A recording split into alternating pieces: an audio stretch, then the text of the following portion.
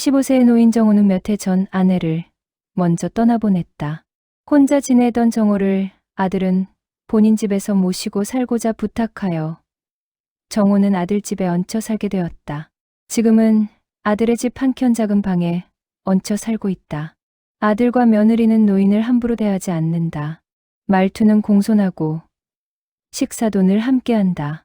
그러나 정호는 늘 민폐가 되지 않도록 조심하며 산다.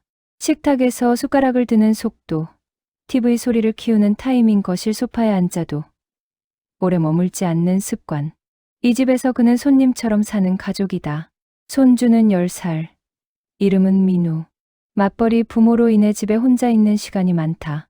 학교를 마치고 돌아오면 가장 먼저 찾는 사람은 할아버지다. 할아버지, 오늘도 같이 있어요. 정호는 손주와 시간을 보낸다. 숙제를 봐주고 옛날 이야기를 들려주고 민우가 좋아하는 게임 이야기를 이해하려 애쓴다. 민우에게 정호는 집에 항상 있는 사람, 늘 기다려주는 사람이다. 12월이 되자 도시의 공기는 달라진다. 거리마다 반짝이는 불빛, 캐럴 소리, 쇼윈도 속트리들. 민우는 크리스마스를 손꼽아 기다린다. 할아버지, 크리스마스 선물 사줘요. 엄마 아빠는 바빠서 같이 못 가요. 정호는 잠시 망설이다 고개를 끄덕인다. 두 사람은 크리스마스 장식이 가득한 거리를 걷는다.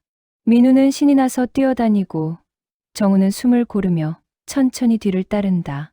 장난감 가게 앞에서 민우의 눈이 반짝인다. 게임기 앞에서 발걸음이 멈춘다. 이거 비싸겠죠? 정호는 웃으며 대답하지 않는다. 대신 가격표를 오래 바라본다. 그날 저녁 집으로 돌아오는 길, 정호는 몸이 으슬으슬 떨린다. 기침이 나고 숨이 가빠진다. 할아버지, 괜찮아요? 괜찮다. 그냥 좀 추워서 그래.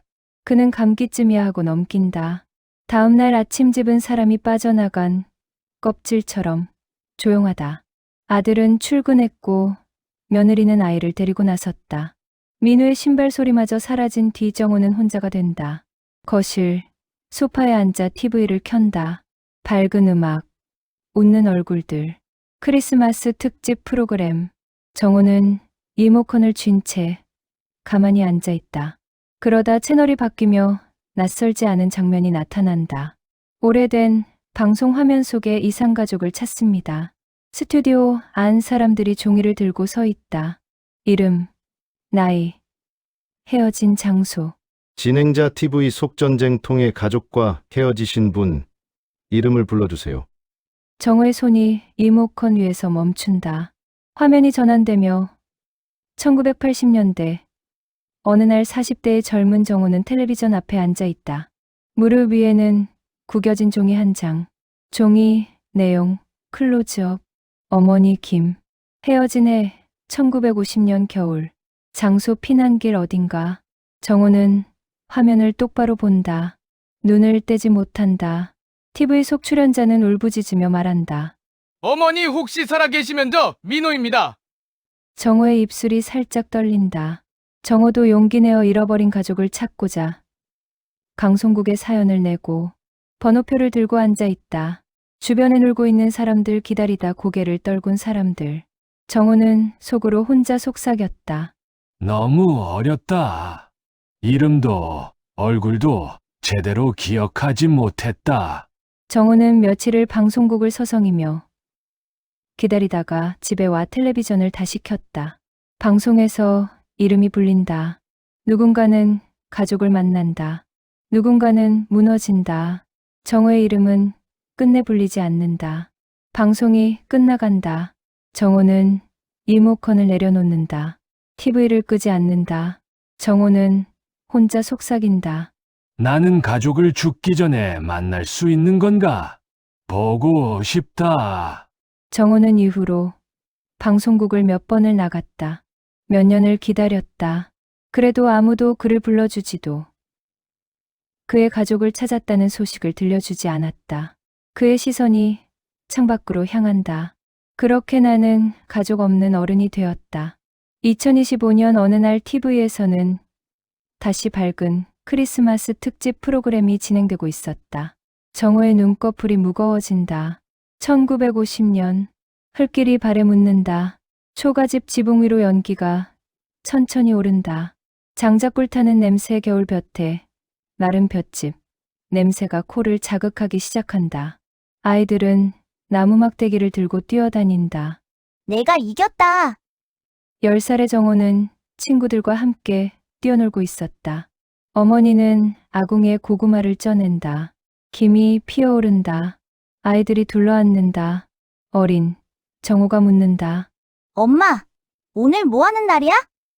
어머니는 잠시 손을 멈춘다. 그리고 아이들을 바라본다. 오늘은 그냥 다 같이 있는 날이다. 아이들은 그 말의 무게를 알지 못한 채 고구마를 받아든다. 손이 따뜻하다. 배도 따뜻하다. 그 순간만큼은 세상이 멈춘 것처럼 평온하다. 멀리서 낯선 소리가 들린다. 처음엔 천둥 같다. 하지만 겨울 하늘은 맑다. 다시 한번 천둥 소리가 들리며 어른들의 얼굴이 굳는다. 누군가 뛰어오며 소리친다. 전쟁이다! 그 말이 무슨 뜻인지 아이들은 모른다. 하지만 어머니의 손이 떨리는 순간 아이들은 알게 된다. 총성과 함께 불길이 솟구치기 시작하며 사람들의 비명소리가 들린다. 평온하던 마을은 한순간에 다른 세상이 된다. 어머니는 아이들의 손을 꽉 붙잡으며 소리친다.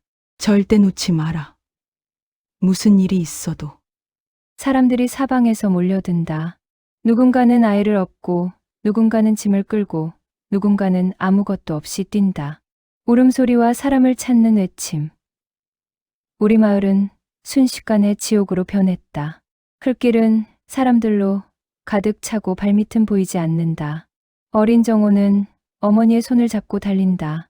하지만 사람이 사람을 밀고 넘어지고 다시 일어서지 못하는 순간들이 이어진다. 누군가 정호의 어깨를 세게 치고 지나간다. 손이 미끄러진다. 손이 떨어진다. 어머니의 손이 사람들 사이로 멀어진다. 어머니! 목이 찢어질 듯 소리친다. 정호야. 그 목소리는 곧 다른 소리에 묻힌다. 형제자매들도 흩어진다. 누군가는 넘어지고 누군가는 일어나지 않는다. 부르는 이름은 많아지는데 대답은 줄어든다. 어린 정호는 그 자리에 멈춰 선다. 연기도 불길도 사람도 멀어져가며 남은 것은 텅 빈 길과 울음소리뿐이었다. 그날 이후 정호는 더 이상 10살 아이가 아니었다. 10살의 몸에 어른의 시간을 짊어진다. 어둠 속에서 어린 정호가 온다. 엄마, 나 여기 있어. 제발 나도 데려가. 목소리가 갈라진다. 아직 나 여기 있어. 그 울음은 10살의 것이면서 85의 것이다. 정호는 꿈에서 깨어난다. 눈가가 젖어 있었고 숨이 가쁘다. 이번엔 정말 몸이 이상하다. 기침은 깊어지고 열이 내려가지 않는다. 아들은 정호를 모시고 병원에 간다. 의사는 조심스럽게 말한다. 연세가 있으셔서 상태가 좋지 않습니다. 병실 창밖에는 크리스마스 장식이 보인다. 12월 24일 밤. 눈이 내린다. 정호는 민우를 떠올린다. 그 아이가 좋아하던 게임기. 몰래 사서 놀래켜주려고 했지만 아직 포장하지 못한 선물. 12월 25일 새벽. 정호는 조용히 숨을 고른다. 그의 얼굴에는 고통보다 그리움이 먼저 남아있다. 마지막 순간 그는 어머니의 얼굴을 다시 본다. 그리고 손을 잡는다. 엄마, 나 여기 있어. 이제 내 손 놓지 마. 장례가 끝난 후 아들과 며느리는 정호의 방에서 유품을 정리한다. 민우는 말없이 정호의 서랍을 하나씩 열어본다. 그 안에서 발견한 포장하지 못한 게임기 선물. 아래에는 짧은 메모가 있다. 사랑하는 내 손주 민우, 메리 크리스마스. 2025년 12월 25일. 정호는 잃어버렸던 어머니를 다시 만났고 가족의 품으로 돌아갔다. 민우는 선물보다 더 큰 것을 받았다. 기다려준 사람의 마음.